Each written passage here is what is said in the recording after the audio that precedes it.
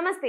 Welcome to sakshiEducation.com. నేను శరణ్య. తెలంగాణ రాష్ట్ర వ్యాప్తంగా దసరా సెలవులను ప్రకటించింది ప్రభుత్వం. ఈ విషయం తెలిసిందే. అయితే రేపటి నుంచి ఇంటర్ కాలేజీలకు, డిగ్రీ కాలేజీలకు ఈ సెలవులు ప్రారంభం కానున్నాయి. ఇదిలా ఉంటే మరోవైపు Telangana private teacher and lecturer federation వారు మాత్రం మాకు వారం రోజులు 10 రోజులు సరిపోదు, అంతకన్నా ఎక్కువ కావాలంటూ డిమాండ్ చేస్తున్నారు. ఇక ఇలా డిమాండ్ చేసేసరికి విద్యార్థులకు వారి పోర్షన్, ఎగ్జామ్స్ ఇలాంటివి వాయిదా పడతాయన్న ఆలోచనలో ప్రభుత్వం పడింది. ఒకవైపు విద్యార్థులంతా 10 రోజుల సెలవులో మునిగిపోతే, మరోవైపు టీచర్స్ ఫెడరేషన్ మాత్రం 10 రోజులకు పైగా సెలవులు కావాలంటూ డిమాండ్ చేస్తున్నారు. ప్రస్తుతం ఈ విషయం బాగా వైరల్ అవుతోంది.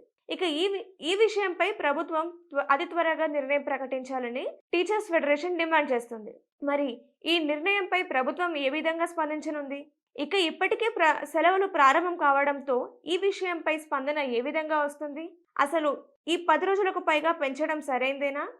పెంచవచ్చా అనే విషయంలో ప్రభుత్వం ఆలోచిస్తోంది. మరో 1-2 రోజుల్లో ఈ విషయంపై స్పష్టత రానుంది.